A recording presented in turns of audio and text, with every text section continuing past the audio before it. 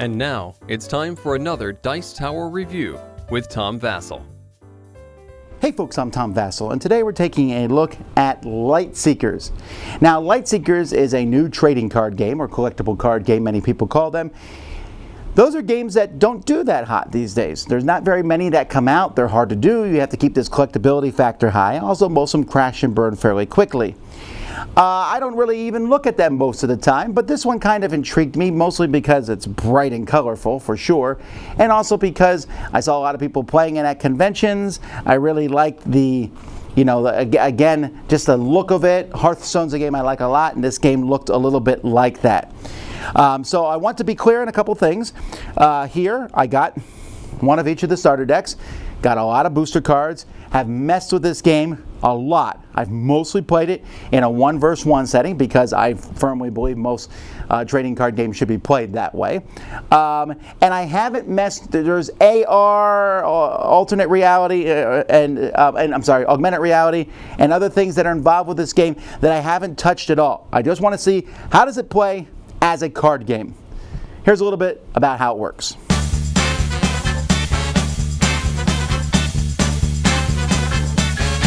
This is a mat that you can use to play the game on, although technically you don't need to do that. What you're going to do over the course of the game is you're going to be picking a hero, making a deck, but each deck you're going to pick a hero. Now you notice the heroes are different colors. They show 3 different types of that color, and these are cards that you can play from the deck. The one with a golden ring around it is one that you can play two cards per turn of that, so this guy is really good. They also have a special ability, and they have a starting health. They're mostly all one color, but there are a few in the game, or a few that I've come across that are 2 color, like Captain Blacktail here, but for the most part they're 1 color. Although one of the cards you can put in your deck are weapon cards. When you play these weapon cards, you have the chance to then use cards of that type, of that specific type, as you play these cards. So you're going to build a deck. So here's a deck, for example, Orion, and this deck is full of yellow cards and then these gray cards, which can be put in any deck. When you're building a deck, you're going to have 30 action cards. You may not have more than 3 of the same action card. So you can see here's 2 Kribble infiltrators, but there can't be more than 3 of them. And you also you need to have 5 combos. You can always tell combos because they have multiple types at the top there. You're going to shuffle your deck, draw a starting number of cards, and start. At the beginning of your turn, your buffs are going to go off and your buffs are going to activate. I'll talk about that in a second. But then mostly what you're going to do in your turn is you're going to either play 1 or 2 actions or a combo card. Now when you play an action, you can play that action. So here's an attack, this one's a buff, here's a defend. You can play these actions as long as the symbol at the top is on your card, and you can only play each symbol once unless they have that shiny ring there around that. That means they're like really good, a master of that type. When you play the action, you do whatever the card says and you go on. You then will draw a card for each action that you did not play. So if you only play 1 action, you can draw more cards. If you play 2 actions, you only get to draw 1 card. If you play a buff, you're going to draw 1 card, but that takes up your whole turn. Buffs are played slightly differently. They have certain symbols at the top. To use a combo card, I said buff, I meant combo. To use a combo card, you need to pay other cards with those symbols that match at the top there. Could even be another combo card.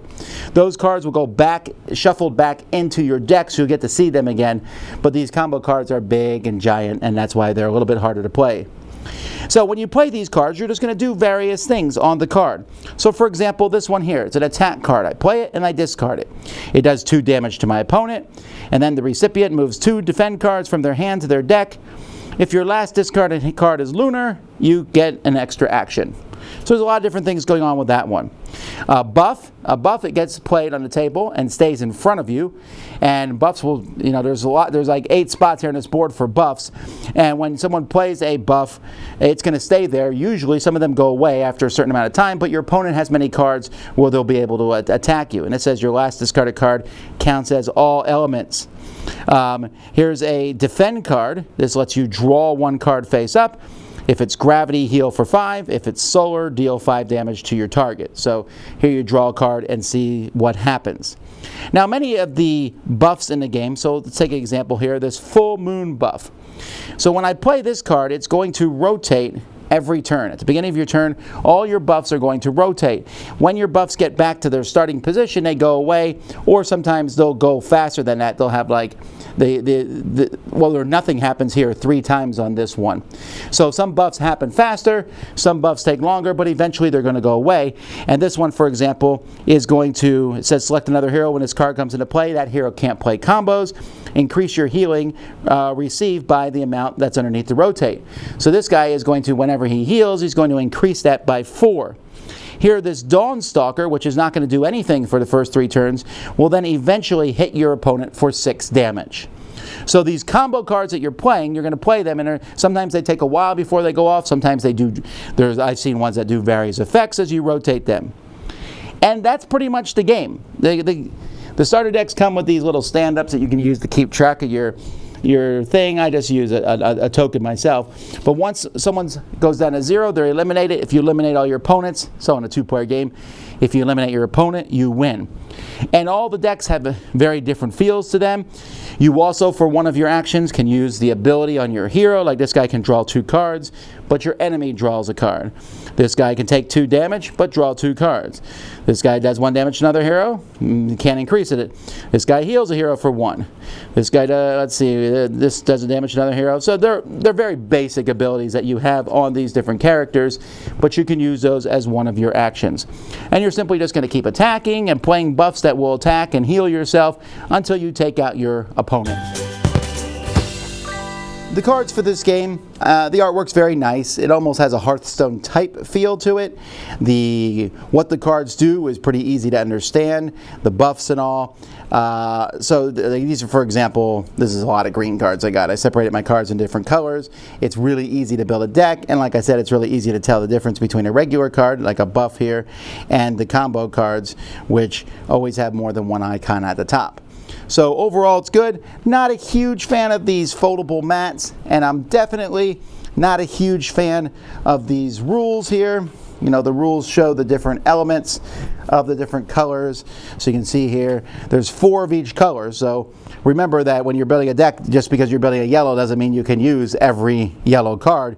You can use 3 of the yellow cards. And the rules here, they were pretty good, but on the back here, and again, I hate rules that are this big, and this is a much more comprehensive thing, and yet I still went online and watched the videos on how to play, because I had come in with some preconceptions about this game that kind of threw me off. But you know, it's your typical trading card game components. I was really kind of surprised by this one here a little bit in just exactly how it played. It took me the longest time. I'm used to using resources, tapping resources, paying resources, whatever, to play a card. To be able to just play cards from your hand really was kind of mind-boggling to me. And at first I was like, I'm just attacking and you're doing stuff. There's no strategy. I'm just playing these cards.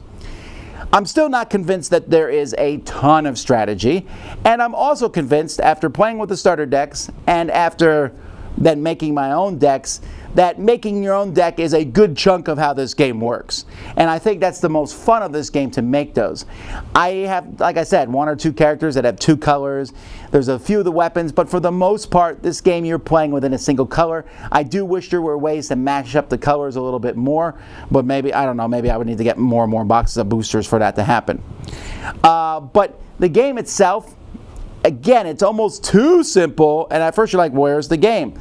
But I played it with kids, I played it with adults, and this whole just play some cards, this back and forth works really well. I will say the colors are very different. Some of these colors I like to play more than others. I'm not a big fan of the yellow, for example, but I do like the orange and the red. Some of the decks have more of attack cards, straight up just blow the other person. Some of them have a ton of buffs. Some of them are extremely defensive and keep healing themselves all the time. And yes, there's 6 colors here and there's 5 colors in Magic, and so you might say, well, they copied this, but it doesn't really feel like a clone of Magic or feel like a clone of any other game. The theming of the game itself, these Lightseekers, doesn't mean anything to me one way or the other. It's fine. And I know that they're going to be doing a Warhammer game with this, and that's actually very intriguing to me because I think that theme will come out more for me. So while I don't think I love this game, and I don't know that I'm going to go out and collect it, I'm pretty happy with the basic game. Again, though, I want to build my own decks. The starter decks were fine, but I wanted to say, well, I don't want these cards in my deck. I don't like this. I want to add some buffs. And it's pretty easy to build these decks. Just pick 30 actions. And as long as you don't have 3 of the same one, you're fine. And maybe there's killer decks out there and stuff, but on a casual level, which is where I play, I thought this was fully entertaining. Games are fast, and they ramp up pretty quickly. You start hitting each other, your life goes down, and suddenly you're like, all right, here comes the combos, boom, boom, boom, game over. And I'm fine with that. You just start over again and play another game. Luck of the draw obviously plays effect in these games. Sometimes you want to draw your combos, and you don't, I'm like, where are the combos? I want to play these. But it's light. I guess that's in the name, Lightseekers. But it's something, like I said, I think I like the Warhammer theme better when it's added to this, but I think a lot of people are going to enjoy this. Sure, there's the collectability factor to think about here. Do you want to collect them? But you can also just get these starter decks and mess with them.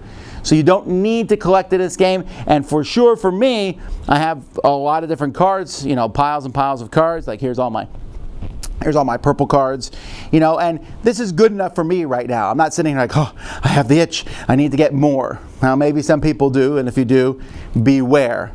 But overall, that's what I think about Lightseekers. I might try the augmented reality and the other parts of the game at some point, but for now, with just the cardboard just here, that's what I think.